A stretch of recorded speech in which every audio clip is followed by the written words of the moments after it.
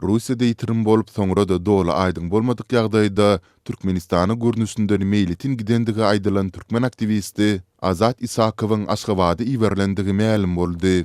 Bu barada yerli polisiýa işgärlerine talgylanyp habar berýän habarçylarymyz Türkmen häkimetiniň tanqidçisi Isakowyň ilki Türkmenabady gondurlandygyny, şol ýerde ençe mysagatlap polisiýanyň idarasynda saklanandygyny hem anyklamagy başardylar. Hukuk toporlary we Isakowyň egindesleri onuň Türkmenistanda gynnamalary duçar bolup biljekdigini, hatda ýitirme edilmek hupynyň hem bardygyny duýdurýarlar. Ýatlatsak, Türkmen rejimini we prezident Gurbanuly Berdimuhammedowyň siýasatyny açyk tanqidlan 37 ýaşly Isakow 20 oktýabrda Russiýada ýitirim bolupdy. 9 noýabrda Russiýanyň Içeri işleri ministrligi Isakowyň Moskwanyň Domodedowo howa menzilinden Türkmenabad şäherine uçandygyny aýdyp, aktivistin gözlegini guramak üçin Türkmenistanyň kanun goraýjy edaralaryna ýüz tutmagy teklip edipdi. Emma Isakowyň egindesleri we adam hukuklaryny goraýjy toporlar Türkmenistanyň 2020-nji ýylda pandemiýanyň başynda halkara uçar gatnawlaryny toktadyly bäri ýurda adaty uçarlar arkaly barp bolmaýandygyny, şeýle de Isakowyň türkmen pasportyny ýitirendigi sebäpli onuň elinde degişli dokumentleriniň bolmandygyny hem ünsü çekip, onuň Türkmenistana bir kanun ýagdaýda ekstradisiýa edilendigini bellediler. Isakow 22 oktýabrda ýerden Il-76 uçary bilen Moskwadan Türkmenabadyň aeroportuna gondy. Ýolagçy uçarlary togtadylsa-da her hepdäniň penşenbe güni Türkmenabad-Moskwa we Moskwa-Türkmenabad uğru boýunça kargo ýagny ýük uçarlary bar. Ol şol uçarlaryň biri bilen getirildi. Dip Azatlyň Türkmenabadyň aeroportundaky çeşmeleriniň biri 16 noýabrda gurrun berdi. Galy berse-de ýurdun çäginde koronawirusyň bardygyny inkar edýän türkmen häkimetleriniň girden çäklendiriji düzgünlerine laýyklykdy. Daşary ýurtlardan gelýän ähli uçarlar Türkmenabadyň aeroportunda gondurulýar we ýolagçylaryň ählisi ilki bilen Lewawyň administrativ merkezinde esaslandyrylan karantin zoluklarynda 21 gün möhlet bilen saklanylýar. Emma Isakowyň Türkmenabadyň aeroportundan destine yerli polisiýa edarasyna äkdilendigi belli boldy. Isakow Türkmenabadyň polisiýa müdirliginde 6 sagat çemese saklap, şol gün öýlen kanun goraýjylaryň gözegçiliginde Aşgabada uğratdylar. Dip Azatlyň polisiýadaky çeşmeleriniň biri 15 noýabrda gizlilik şertinde gurrun berdi. Türkmen aktivisti Isakowyň soňky ykbaly barada häzirlikçe ygtybarly tasdiklanan maglumaty almak başartmaýar. Azatlyk radiosy onuň ýagdaýyny izarlamagy we goşmaçy maglumat almak synançyklaryny dowam etdirer. Galy berse-de Türkmenistanyň kanun goraýjy edaralary Azatlyň Isakowyň ýagdaýy baradaky soraklaryna häzirki güne çelini jogap bermekden ýüze urup gelýärler. Azat Isakow 2019-njy ýyldan bäri türkmenleriň protest hereketine isçen gatnaşyp, ol 2020-nji ýylyň maýyndan bäri internet kanallarynda Türkmenistanyň häkimetlerini açyk tanqidlap başlady. Resmi däl maglumatlara görä 2020-nji ýylyň iýununda Isakow Türkmenistanda gözlenýänleriň tanawyna girdilipdir. Onuň watan döwünügi ýazgyly suraty hem polisiýa bölüminde asylypdyr.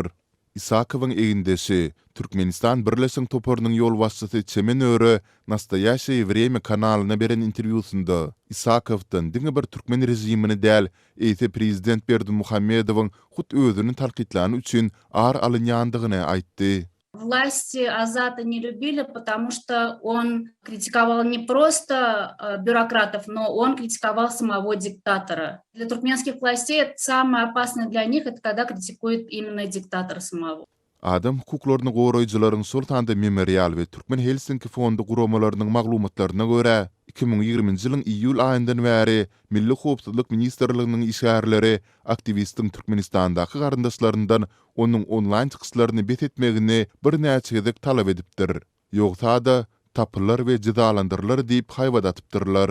2020-nji ýylyň 24-nji iýulynda ene atasynyň öýünde ýaşaýan ähli garyndaşlarynyň telefonlary hem barlyk üçin ele salanypdyr. Açlyk, işsizlik, koronavirusdan ölümün köpelmegi ýaly açaçan agyrlaşan sosial ykdysady meseleleriň Türkmenistanyň ýolbaşçylary tarapyndan ikrar edilmezligi, ýurtda nägileligi artdyrýar we daşary ýurtda türkmen raýatlarynyň garşylyk hereketini güýçlendirýär. Häkimetler bolsa bolup geçen wakalary aktivistlere repressiýa we azar bermek bilen jogap berýärler. Türkmenistanyň daşynda hereket edýän grazdan aktivistleri we opozisiýa agzalary soňky aýlarda güýçli batysy, ýyzarlamalary, hüjümlere tezewar bolýarlar.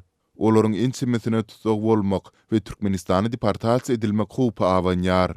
Adam hukuklaryny goraýjylar Türkmenistanyň öz raýatlarynyň kanuny hukuklaryny depellep, grajdan jemgyýetine edilýän batyşlaryny ýazgarýarlar we Türkmenistanda raýat aktivistleriniň gynamaları tezebar bolmak hupy barada ýatladýarlar.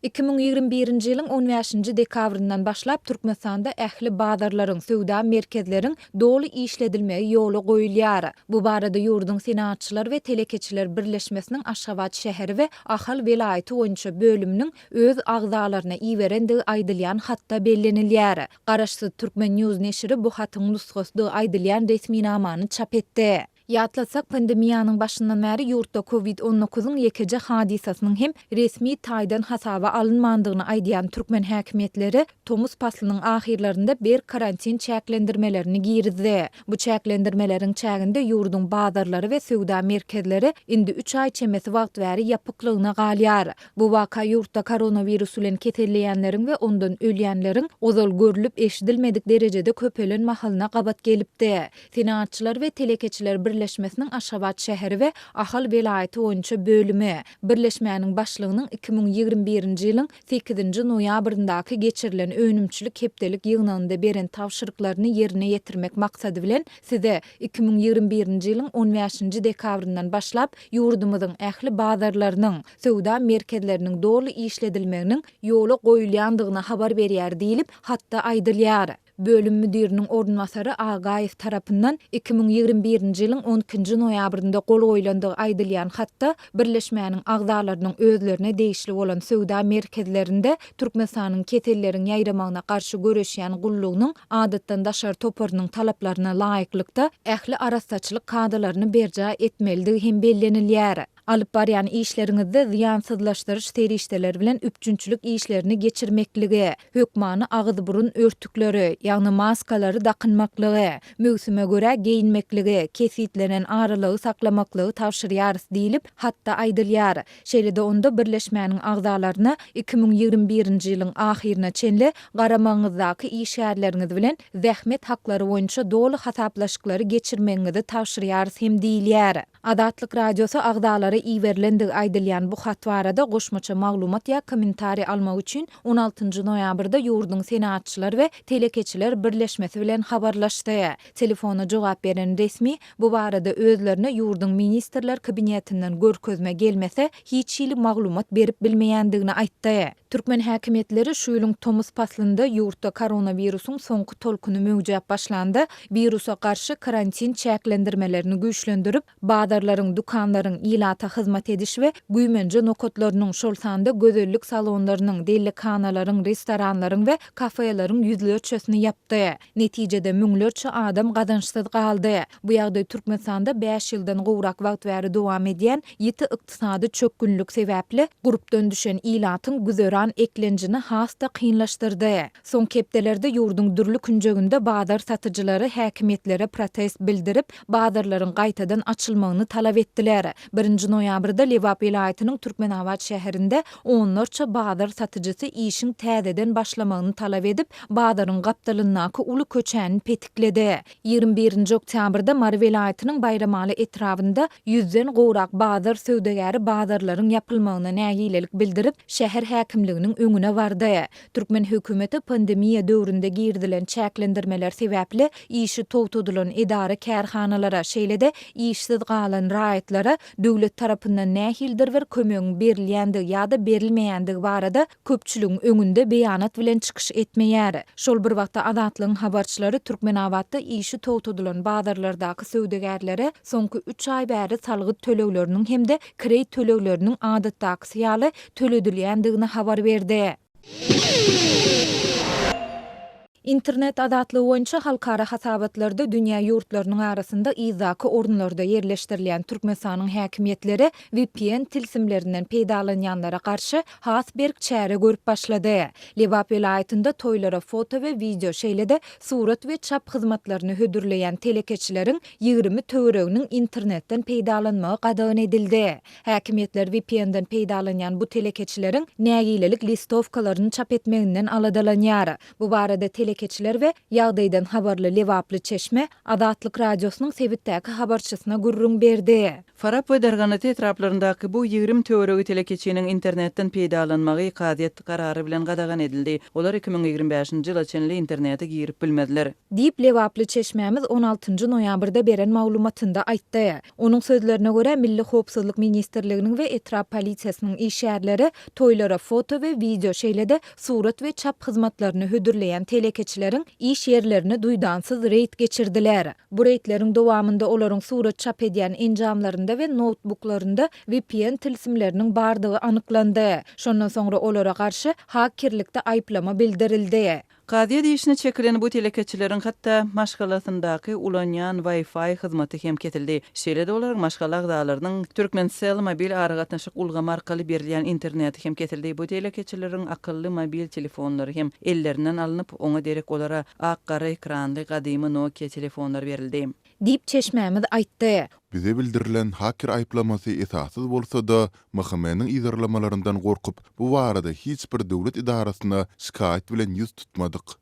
Diýip efirde adynyň üýtgedilip Ruslan diýilip tutulmagyny soran internet gadançylygy goýulan Lewaply telekeçi aýtdy. Telekeçiler we ýagdaýdan habarly Çeşmämiz häkimetleriň bu çärelerini Prezident Gurbanuly Berdimuhammedowa garşy listowkalaryň ýaýradylmagynyň öňüne almak taýlalarynyň bir bölegi diýip düşündirýärler. Häkimetler surat we çap hyzmatlaryny hödürleýän kiçi çaphanalaryň nägilelik listowkalaryny çap edip ýaýratmagyndan alady edýärler. Sebäbi daşary ýurt döwletlerindäki opozisiýa hereketläriniň Berdimuhammedowa garşy listowkalary dargatjakdygy barada Milli Howpsuzlyk Ministrligine habar gelip gowuşupdyr. Diýip Çeşmämiz aýtdy. Adatlyk ýokurda beýan edilen ýagdaýlar barada Milli Howpsuzlyk Ministrliginiň Lewap welaýatynaky edarasyndan şeýlede Farap we Darganaty etrap polisiýa bölümlerinden goşmaça maglumat ýa kommentariýa alyp bilmedi. Ýöne bu maglumatlar Türkmenistanda erkin maglumat akymyny berk çäklendirmekde tanqid edilýän türkmen häkimetleriniň ýurtda alternativ maglumat çeşmeleriniň öňüne almak synanşyklaryna hasam güýçlendiren mahalyna gabat geldi.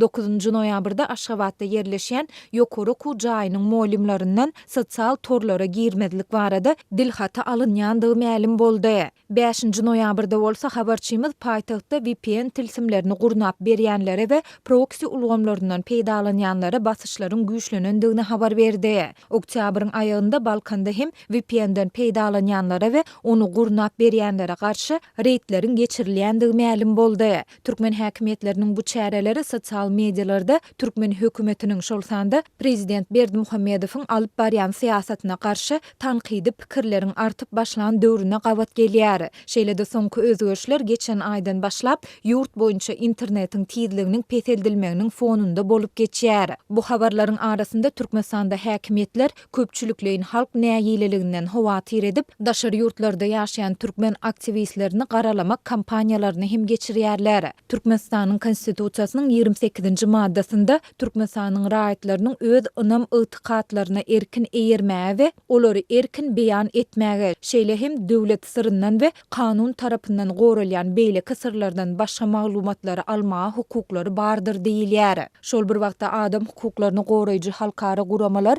Türkmenistanyň hökümetini ýurtda adam hukuklaryny çynlakay bozmakda, özge pikirli adamlara basyş etmekde we interneti çäklendirmekde ýygyderli tanqid edýär. Internet tehnologiýalary boýunça habarlary ýydarlaýan Compare Tech neşriniň awgustda çap eden hasabatyna görä, Türkmenistan interneti senzuralamakda iň yaramaz ýurtlaryň arasynda agdalýar.